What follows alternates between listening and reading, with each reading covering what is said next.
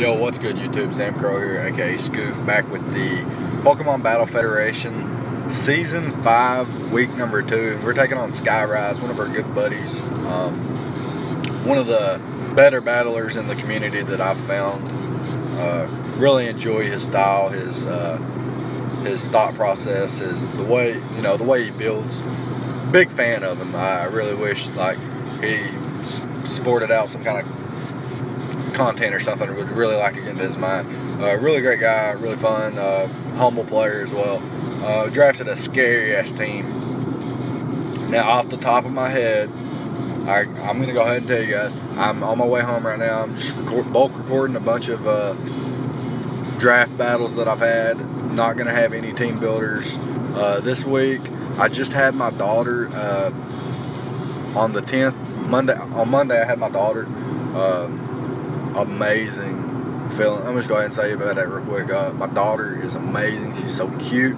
She's fucking adorable. She's sweet as shit. That's it. I don't know what to say about that. But yeah, so I am a little bit delayed on my uploads, but for good cause. Anyways, no team builders this week, but I'll get back to that next week, and I'll talk about my team here in depth though. Can't think of both of our rosters off the top of my head right now anyway. I know some of the threats that he didn't bring are pretty terrifying though. He brought pretty much exactly what I expected, and I guess I can just talk about my team instead. I do have Tapu Bulu, which is a choice, not a choice, but a Swords Dance. It's a Kibia Berry set, in case you wanted to get cheeky and bring like Hidden Power Poison on Lottie or Zapdos or Primarina even, or maybe Sludge Wave on Crocodile.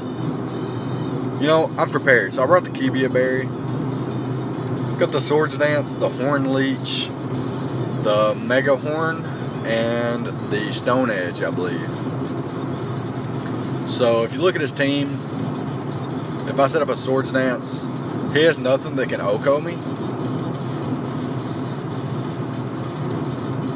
So if I get up a Swords Dance, I'm basically guaranteed to win. Rhydon dies to Horn Leech, Crook dies to Horn Leech, Primarina dies to Horn Leech, Lottie dies to Mega Horn, Mega Lopunny. If it doesn't die, it takes a hell of a lot from Horn Leech, and Zapdos drops to a +2 Stone Edge. So basically the plan is to get rocks up and let Bulu, Suicune, or Zard win, while the rest of the team just pressures his team a lot. Doesn't really pressure it, but annoys it is a better word, I should say. So Suicune is a sub Calm Mind set, pretty sure. No, I don't think it's sub. I think it's Calm Mind, Sleep Talk, Rest. Calm Mind, Rest, Sleep Talk, Scald. I think that's what it is. Beats his team 1v1 minus Lottie, which could be something like Psych Up, or he could be prepared for it. You know what I'm saying? Charizard is actually a Belly Drum set, I think. Maybe it's a Dragon Dance. I'm not sure. It's been a long time since me and Sky played, actually. But my Charizard is either a Dragon Dance set with Dragon Dance Roost, Dual Stab, or it is Belly Drum with Dual Stab and Roost. I'm not really sure off the top of my head. I don't know a damn thing about Crobat. It's probably U-Turn, Brave Bird, Cross Poison, Roost, or Defog, maybe? No, probably not Defog since I have the spinner. Probably Roost. And then Fortress is the Akaberry set. Max PBF, basically a Max PBF set with the Akaberry and Rapid Spin, Volt Switch maybe, Gyro Ball, and Toxic Spikes, or Spikes or something. And then Stunfisk is a defensive set with stealth rock, earth power, discharge, and hidden power ice or pain split. I'm not real sure. And the static ability, of course, the sturdy ability, infiltrator ability, of course, tough claws, pressure, and the grassy terrain ability on all my mons. I'm not sure off the top of my head what my speed investments are, but during the battle I can talk about that. Anyways, so the plan here was actually kind of problematic, as he does bring a somewhat unorthodox team, I guess is the word for it. Anyways, we'll hop into the battle here. I don't even remember our leads, it's been so long. Oh, okay, so he leads with the Rhydon here, and I lead with the Crobat. Now, I thought about taunting him, but if he went straight for the Stone Edge, then I was in a bad position. He actually goes straight for the Toxic. I don't exactly know what he was predicting there. I could have stayed in and taunted, and I could have also went to Fortress, but I'm just going to throw off a Scald there. He goes into the Lottie, no burn. I can actually just switch out here and go straight into Fortress, because if he does have the Hidden Power Fire, I'm in no problem. He does pack the Energy Ball, which does nothing to Fortress here, and I can just go for the Gyro Ball, and literally, it's super effective and does 8%, which was fucking crazy to me. I'm able to pick up a spike there, and now I'm going to scout for the Fire Punch. And he does pack the Fire Punch as I go into Suicune. He might as well have the Thunder Punch as well. He does switch out here into Zapdos, maybe to Defog, or just take the Scald on pretty comfortably. I do get my rest off, and I'm able to switch out into Stunfisk, which absolutely walls Zapdos for days upon days. I can just set up my rocks here, and now he's actually in a decent position because he has the Primarina in. Now, if this thing was Specs, I would be in a shitload of problems here. He does reveal leftovers though, and he reveals that he's offensively invested with that Scald damage there. He's actually able to 2-hit KO me, and I wasn't thinking during the battle. I should have went straight to Suicune here on the following Scald. Should have went straight to Suicune, but I didn't. I let Fortress go down, so it's going to be problematic for me because I'm not able to Rapid Spin for Charizard or Crobat now. I do go into Bulu here, set up a Swords Dance because the maximum heat damage he can do with Ice Beam is 81%. So I can click Swords Dance here and then Horn Leech and get all my HP back and knock this thing out clean. And knock anything out clean. Basically. So he clicks Ice Beam here. I'm going to live on 7%. And I got my Swords Dance up, so on the following turn I'll be at 7%, can click Horn Leech, knocks this thing out, and I'll be back up to 60-70%, you know what I'm saying?